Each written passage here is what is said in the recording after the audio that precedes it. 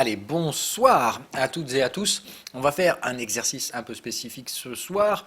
Je voulais attendre les clôtures à Wall Street et de me renseigner un petit peu sur les différentes informations qui pouvaient découler donc de cette folle séance que nous venons de vivre sur le cash. Donc j'ai essayé d'aller chercher quand même pour me cultiver des éléments un peu rationnels. De tout simplement essayer de voir ce que d'autres personnes avaient comme vision de ce mouvement haussier, comment on pouvait essayer de rationaliser ça, parce qu'il y a toujours des gens qui vont essayer de rationaliser, donc j'aime bien me faire un avis quand même à ce niveau-là, même si encore une fois, expliquer le pourquoi me passe clairement très loin au-dessus du ciboulot. On va simplement donc essayer de faire un condensé des informations que j'ai pu lire, et qui m'ont semblé, ce qu'on dit en anglais, relevant. Alors déjà, je pense que la première, c'est donc l'avertissement du NIS, celui que je vous ai partagé, donc qui est arrivé très tôt en fait dans la session américaine, et qui revenait à dire que donc le NIS observait que son indicateur, comment il s'appelle déjà, ARMS, qui est en fait ce qu'on appelle le Volume Average Weighted Price, sortait de la mesure d'amplitude habituelle. C'est-à-dire qu'on arrivait sur des niveaux de volatilité non suivis par du volume. C'est-à-dire que ce qu'on appelle le volume average weighted price, d'accord, c'est en fait ce qu'on définit comme étant le prix moyen en fonction du volume exécuté par niveau de prix. Et là, ils disent en gros, on atteint des zones anormales de pricing. Voilà, c'est ça que ça veut dire. Ça veut dire que le pricing est anormal et que du coup, il est volatile et qu'il n'est pas logique et rationnel, mais qu'il est donc plutôt, en général, irrationnel et émotionnel. C'est ça que ça voulait dire, ni plus ni moins. Ça ne voulait pas dire attention, ça va baisser, ni attention, ça va exploser. Ça voulait juste dire attention, accrochez les ceintures, ça va bouger. Il se trouve que la volatilité ici ne s'est exprimée donc que dans un sens. Alors attention, cet indicateur n'est pas non plus un indicateur magique et le NIS ne définit pas non plus la direction du marché. Ils ne sont là que pour vous décrire les conditions dans lesquelles la journée aujourd'hui s'est déroulée, qui sont donc des conditions de liquidité anormales qui ont été détectées dès les premières minutes de la cotation. Donc d'où cet avertissement que je vous ai immédiatement retranscrit dès que je suis tombé dessus, et je ne suis pas tombé dessus à sa publication, mais bien après. Et de dire donc, je vous ai dit, faites gaffe, écartez vos putains de stops et surtout ne les foutez pas sur le sommet d'il y a 2 jours, parce qu'on risque de passer au-dessus, puisque c'est ce que suggère l'imbécilité. D'accord ? La stupidité, l'émotion, cherche à aller déclencher des émotions encore plus fortes. Dans ce cas-là, il était logique de dire, si on monte, allons déclencher des émotions au-dessus de ce qui a été coté avant la Fed. C'était même assez prévisible qu'on aille faire ce genre de mouvement. Bon, moi je pensais dans un premier temps que ce serait qu'un pullback, raison pour laquelle j'avais donc renforcé mon petit S&P 500 quand on est venu chercher, alors je vous montrerai on va prendre le FUT, voilà. Moi, j'ai renforcé par là quand on est venu chercher donc ma fameuse pitchfork, ma fourchette d'Andrews, puisque par ici, j'ai cherché, j'ai eu un petit signal, j'ai shorté par là. C'était bien. Donc j'ai pris 28,46, un truc comme ça, et ça me convenait très bien. Bon, le marché nous fait son petit excès derrière, évidemment, incompréhensible, vraiment, je vous dis, ça c'était à tirer par les cheveux. Et voilà, donc de toute façon, je pense que demain, quoi qu'il arrive et quoi qu'on veuille, il va falloir revenir tester ça, c'est-à-dire la zone de volume qui avait été cotée là. Donc pour moi, il n'y a pas de support sur le S&P avant 28,43, et la grande question est comment va-t-on réagir sur ce niveau. Donc en fait, moi je vous ai dit, je sens la merde. Déjà, la façon dont on avait traité ce niveau la première fois m'avait attiré l'attention, et je vous avais même parlé de ça dans une émission le matin. Je pense que ce niveau-là, on est revenu le tester ici, j'avais revendu ce qui me restait, un tout petit peu. Il est chaud lui ce soir. Et donc ici, on revient le tester et je me suis dit, putain, mais qu'est-ce qu'ils nous font? Qu'est-ce qu'on fout là? Pourquoi on revient tester ce truc? On n'avait même pas besoin de venir là. Alors évidemment, voilà la façon avec laquelle on y est allé. Donc comme d'hab, vous connaissez le délire, quand les robots s'attaquent au marché et qu'en plus de ça, ils font ça dans des contextes de liquidité anormaux, forcément, personne n'ose se mettre en face. En fait, tous les humains regardent et se disent, mais qu'est-ce qu'on va faire? Enfin, qu'est-ce qu'on fait de ça? Donc ils attendent en fait que le marché redevienne rationnel. Donc, en fait, face à l'irrationalité, la réponse revient à dire on va laisser faire pour voir jusqu'où ça va. Donc c'est très dangereux en fait, puisque c'est le nouveau type de marché dans lequel on est. Aujourd'hui, les robots prennent des décisions parfois totalement irrationnelles, et on regarde jusqu'à ce qu'ils s'arrêtent. Et c'est ce que je trouve un peu dangereux dans ce mécanisme-là, surtout quand en plus ça se construit dans des profils de risques liés au volume, puisque donc, je vous dis, Nice eux-mêmes ont détecté des problèmes dans la structure volumique du mouvement haussier dès sa construction primitive. Donc en gros, on a initié une tendance de gros bâtards dans des contextes de liquidité totalement anormaux, et puis tout le monde suit, puisque personne ne cherche à comprendre ce marché et que personne ne cherche à le cadrer. Personne n'est là pour rationaliser, en fait. Donc, il n'y a plus personne qui est là pour juger. Donc, en fait, le marché, aujourd'hui, il fait ce qu'il veut. Une fois qu'il est lancé, tout le monde suit le flux, comme des moutons. C'est un peu l'impression que ça me donne. Donc, c'est l'impression que j'ai sur la séance d'aujourd'hui. Je pense, par contre, qu'on est sur des niveaux où la rationalité va revenir très vite. Et j'aimerais la voir revenir dès demain. À savoir, je veux voir la réaction sur la zone de prix des 28,43. Si arrivé ici, ça devient un support demain, sincèrement, je pense que pour ma part, si on clôture la semaine en haut, ce sera une invalidation pour moi à Wall Street. Je sortirai tout simplement mes positions vendeuses dans l'attente de nouvelles informations qui viendront en invalidation totale de ces derniers jours. C'est-à-dire soit tout ça on l'efface à la baisse et je reprendrai des ventes, mais une fois qu'on aura baissé, des ventes une fois le trade validé. Sinon, tout simplement, je ne sais pas ce qui va se produire derrière. Donc je ne ferai rien, à savoir, tant que ce mouvement n'est pas invalidé, je laisserai le marché évoluer au gré du vent, voir jusqu'où ce mouvement, pour moi stupide et décorrélé de toute réalité, pourra aller. Voilà. C'est-à-dire pour moi, ça quittera l'aspect technique du marché. J'aurai tort, je ne peux pas me laisser glisser dans une invalidation ad vitam aeternam, donc je sortirai du marché en attente d'un retour de la rationalité. Ça peut durer 1 mois, 2 mois, 3 mois, ça peut durer 2 jours avant de redevenir rationnel. Je ne pourrai tout simplement plus m'offrir le luxe de rester dans une position vendeuse qui me coûte aujourd'hui déjà très cher et qui atteint les limites clairement que j'autorise malgré la réinvestissement de gains passés. Encore une fois, je trade sur des gains. C'est-à-dire que je vais rendre des gains dans la perte si jamais je dois prendre cette perte.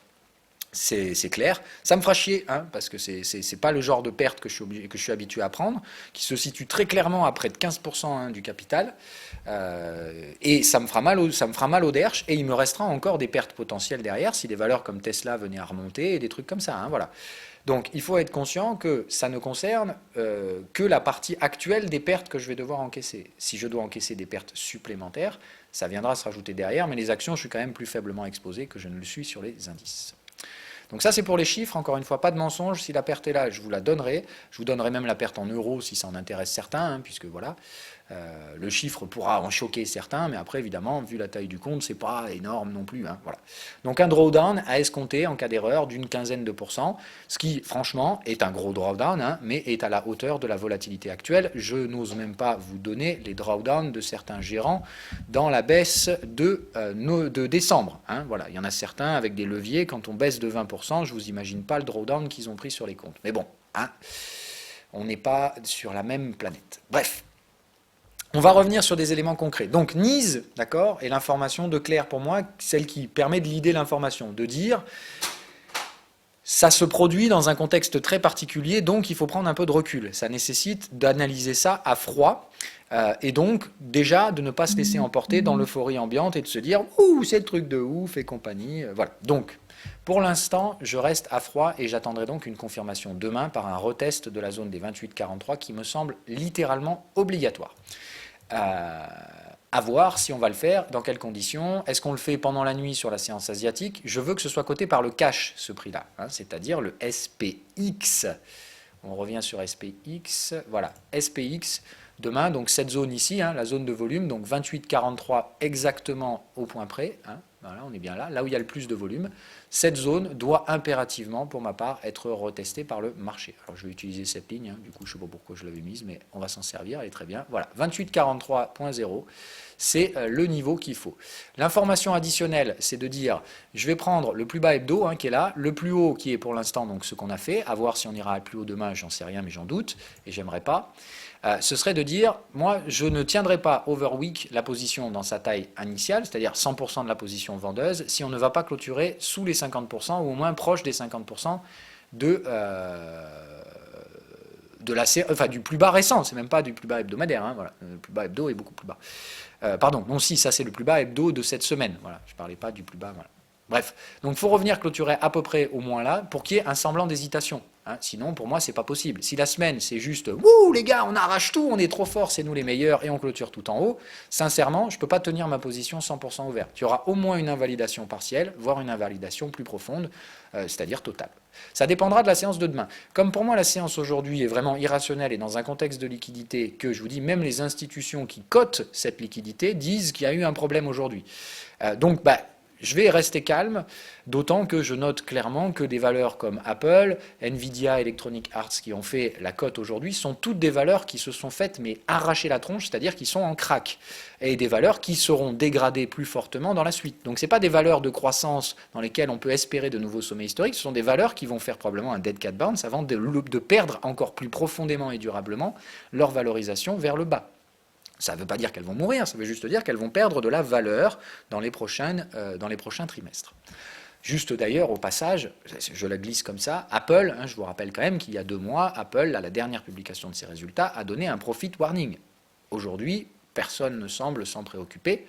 Je vais vous donner d'autres indices quand même techniques, donc de dire, on va dézoomer, on va revenir sur notre ami le SPX, je vous avais déjà parlé de cette zone rouge, qui était pour moi une zone d'intervention vendeuse absolument indéniable, puisque la dernière fois qu'on avait coté cette zone, c'est ici qu'on avait commencé à être rationnel, c'est-à-dire on avait dit, en gros, ça c'était la zone complètement conne, et là c'est le moment où on commençait à rejeter un petit peu ce marché complètement irrationnel, à dire, c'est n'importe quoi, on commence à voir des vendeurs arriver. Avait suivi une phase de stupidité ambiante qu'on avait donc choisi d'écarter.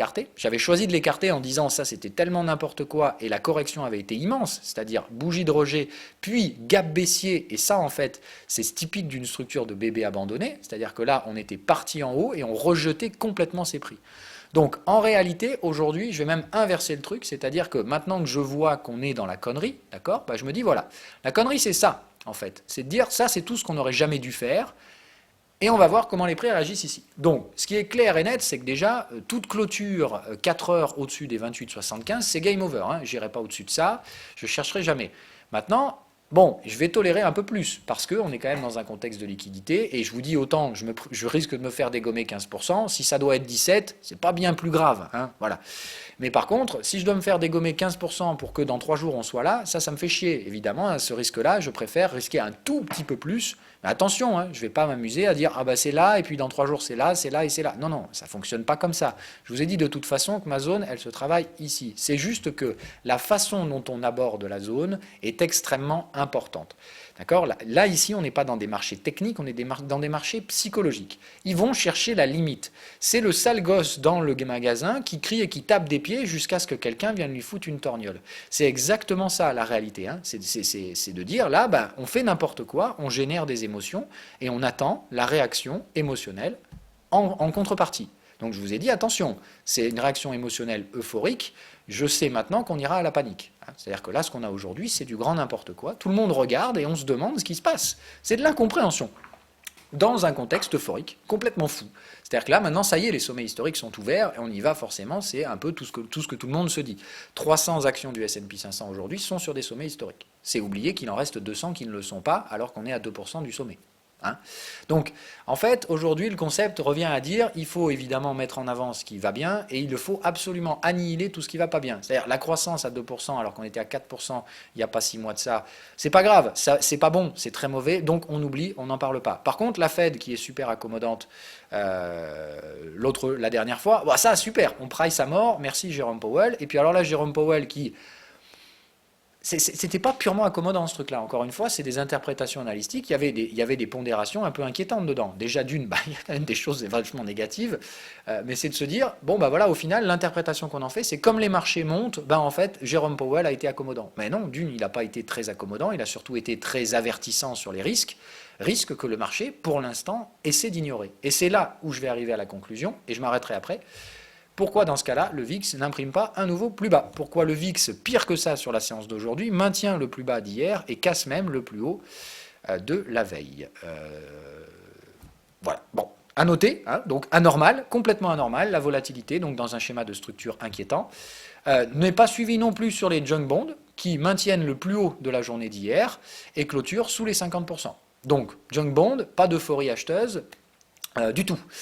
Pas d'euphorie acheteuse, euphorie acheteuse pardon, sur les contrats de taux, hein, d'accord, c'est-à-dire de dire aujourd'hui et hier, ça achète du taux à mort, enfin ça achète du contrat de taux, donc généralement des mouvements défensifs de l'obligataire. Donc pour l'instant, l'obligataire est acheté, les actions sont achetées, le dollar est acheté. En fait, on sait rien, on n'en sait rien. Parce que tout ça, c'est pas possible. Vous pouvez pas avoir tout ce monde-là en même temps. Donc c'est pas possible. Il y a quelque chose qui ment dans le trio de tête. C'est soit les taux vont exploser aux US, soit tout simplement voilà, soit les taux vont imploser aux US, soit c'est le dollar qui ment, soit c'est les US qui mentent, les indices américains. Mais il y a un trio qui ne peut pas évoluer ensemble. Ce n'est pas possible. Donc, il y a un problème qui va devoir régler. Donc, il y a des décorrélations très fortes et impossibles à tenir. Mais là, on ne parle pas de décorrélations qui peuvent durer une semaine ou deux sur un malentendu. C'est de dire, ce n'est pas possible. Ça ne marche pas comme ça, les marchés financiers. L'argent ne peut pas mécaniquement et magiquement arriver partout dans tous les secteurs américains, qu'ils soient obligataires, monétaires ou indiciels. Donc, il y a quelque chose qui ne va pas. Ça ne peut pas durer. Il y en a forcément un qui a donné un faux signal. Soit c'est le dollar, soit c'est les taux, soit c'est le marché action. Je ne sais pas lequel, mais ce n'est pas possible autrement. Surtout que quand je vois le VIX ne pas coter la hausse des indices aujourd'hui, je sens quand même le gros piège à con, mais je demande une confirmation demain. C'est-à-dire qu'on est tellement déjà loin dans l'irrationalité que je suis prêt à tout. Voilà. Et il y aura une limite à ce que j'accepterai dans l'irrationalité de ce marché. On est bien d'accord là-dessus. Et j'insisterai sur un dernier point. D'accord. Cette séance casse la zone de faible volume ici. Hein, d'accord. C'est-à-dire que la zone que je vous avais fait noter, la zone extrêmement importante, la zone de faible volume ici, des 28,50. Voilà. Donc cette zone est maintenant cassée avec une clôture. Donc ça, normalement, moi, à ce stade-là, je considère donc qu'on vient d'ouvrir la zone de prix, normalement, dans un marché normal. C'est-à-dire, s'il n'y avait pas tous les aléas dont je viens de vous parler, normalement, je me dirais, OK, le marché, maintenant, a une petite résistance éventuelle à 28,66, que je t'autorise, évidemment, potentiellement demain. C'est-à-dire, on peut venir chercher ça, mais tout ce que je veux, c'est qu'on revienne clôturer sous les 50% derrière. Tant qu'on fait ça, tout ira bien. Voilà. Quoi qu'il arrive, si on va clôturer au-dessus de 28,74, pour moi, c'est terminé. Normalement, on ne peut pas accepter ça. Hein, voilà. Normalement, moi, je ne devais déjà pas accepter 28,50. Je vais m'autoriser juste parce que la séance d'aujourd'hui est particulière et que je pense qu'il faut lui appliquer un traitement particulier. Il faut s'autoriser aujourd'hui d'absorber un peu plus de volatilité que nécessaire. J'avais prévu de ne pas dépasser un certain niveau, j'autoriserai probablement 2% de pertes supplémentaires à cause de ce qui s'est passé aujourd'hui. Ça me coûtera peut-être 2% de plus. Ce n'est pas si cataclysmique que ça. Et encore une fois, je le fais qu'avec des gains précédemment investis. Là où par contre il faut faire très très attention, c'est de vous dire, voilà, moi je vous fais travailler ce scénario avec moi parce qu'il a une valeur pédagogique énorme. Cette valeur pédagogique, je ne sais pas si elle va vous apprendre la résilience dans un scénario, c'est-à-dire d'accepter à bien gérer votre risque pour ne pas être pris à défaut. La finalité au final de ce scénario pédagogique, c'est peut-être de vous montrer qu'il faut accepter ses pertes. Et peut-être que dans 3 mois, quand on en parlera, le marché sera là et on dira, bah, effectivement, oui, il fallait sortir à ce moment-là, il n'y avait pas d'autre choix que d'accepter l'irrationalité. Parfois, on ne cherche pas à comprendre. Pour moi, ces mouvements n'ont aucune légitimité technique, fondamentale ou quoi que ce soit d'autre. Donc, en fait, même émotionnellement, je ne vois pas la logique qui permet l'euphorie ici. Puisque pour moi, ceux qui sont dans le marché aujourd'hui le sont extrêmement dangereux. Ce que je vous ai dit, pour moi, c'est des rachats d'actions plus des particuliers gonflés à l'ETF qui n'ont aucune légitimité à l'euphorie. Normalement, quand eux, ils sont euphoriques, c'est le moment où ça vend sur le marché. Donc il faut faire très attention à ce contexte. Donc pour moi, le trio d'analyse ne correspond pas à ce que je vois sur les prix. Les prix et moi, on est en contradiction. Cette contradiction, je peux l'accepter d'une certaine façon, ce qu'on appelle la gestion du risque. La partie chaos du trading qui est incompréhensible, inanalysable, le chaos a quand même une limite, qu'on appelle le money management. Au bout d'un moment, je ne peux pas accepter un chaos infini quand c'est pour une perte. Voilà. Donc, on verra demain si perte je prends totale, partielle, je vous dirai tout ça, mais j'attends évidemment donc la séance de demain. Je vous ai donné les conditions que je cherche à voir pour voir un sentiment de neutralité émerger, c'est-à-dire revenir chercher 50% de la bougie hebdomadaire et clôturer proche de, je ne demande pas nécessairement une clôture en dessous, mais une clôture proche de. Évidemment, n'oubliez pas de mettre ce niveau à jour si on va faire un nouveau plus haut sur les futurs. Voilà. Mais normalement, je me baserai plutôt sur le cash, c'est-à-dire donc le plus haut fait aujourd'hui à 28,60, au plus bas hebdomadaire. Ça nous donne un 28,36 qui est donc évidemment sous la zone des 28,43. Donc moi je veux un test des 28,43 demain et normalement j'espère un petit rebond puis un enfoncement de ce dernier pour espérer une clôture demain, si possible au plus bas de la session, avec une clôture proche de, voire au mieux en dessous des 28,36. Sous ces conditions-là, évidemment, j'accepterai de tenir mon trade over week avec le risque que cela comporte de me prendre un gap haussier lundi matin ou un gap baissier, évidemment. Mais je pense que la tenue des positions overweek avec un levier entier est littéralement impossible si on ne vient pas clôturer en dessous ou proche des 28,36 avec une clôture hebdomadaire qui montre au moins un semblant d'hésitation. Si le marché pour moi clôture tout en haut, 2 semaines de suite, j'ai beau trouver ça con, irrationnel, stupide, dangereux, tout ce que vous voulez, il y a une limite qui s'appelle le money management. Ici, on sortira des cadres de ce que je peux m'autoriser en termes de pertes sur ce marché et je n'irai bien évidemment pas plus loin que ça. Je vous invite bien évidemment à énormément de prudence et regardez, à chaque fois qu'on a traité ces prix, ça a été fait de manière irrationnelle. J'ai l'impression que cette zone est le cataclysme irrationnel de la bêtise de marché.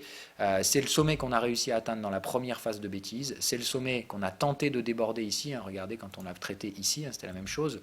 Cette zone-là, on la retraite ici de manière très erratique, des gaps, des machins, des pullbacks. Et cette zone-là a clairement été rejetée à l'époque.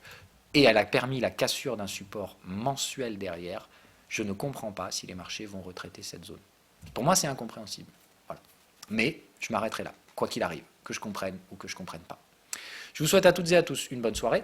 J'espère que cette émission aura répondu aux questions que vous pouvez vous poser, à savoir qu'est-ce que je fais. Honnêtement, je n'en sais rien parce que je ne comprends pas ce qui se produit devant moi et que je ne suis probablement pas le seul, raison pour laquelle prendre une décision dans ces contextes-là me semble totalement impossible, dans la mesure évidemment où je peux m'autoriser la perte supplémentaire que cette prise de risque supplémentaire introduit inévitablement.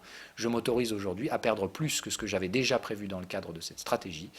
Je le fais uniquement à mesure exceptionnelle, j'ai envie de dire, à contexte exceptionnel, mesure exceptionnelle nécessaire. Ces mesures exceptionnelles ne sont pas illimitées non plus, qu'on soit bien d'accord. Et se font dans le cadre d'un réinvestissement de profits passés et compagnie. Si c'est votre compte de banque en banque qui est en jeu ici, il n'y a pas d'augmentation du risque possible. Moi, je vous ai dit de toute façon qu'il fallait faire très attention sur les marchés américains et maintenir des expositions extrêmement précises. Et que si ce scénario se met à jour, c'est-à-dire se met en place, la vente de ce marché pour une baisse dans un premier temps, voire un crack si l'économie se dégrade réellement ensuite, je vous ai dit que de ce scénario était en guerre psychologique et que ceux qui réussiraient à en bénéficier ne seraient que ceux qui respecteraient 3 règles essentielles, la patience, la résilience et la gestion du risque. Je risque de faire faillite sur le dernier, de faillir sur le dernier, c'est-à-dire que ma gestion du risque aura été inadaptée et c'est elle qui me mettra à la porte.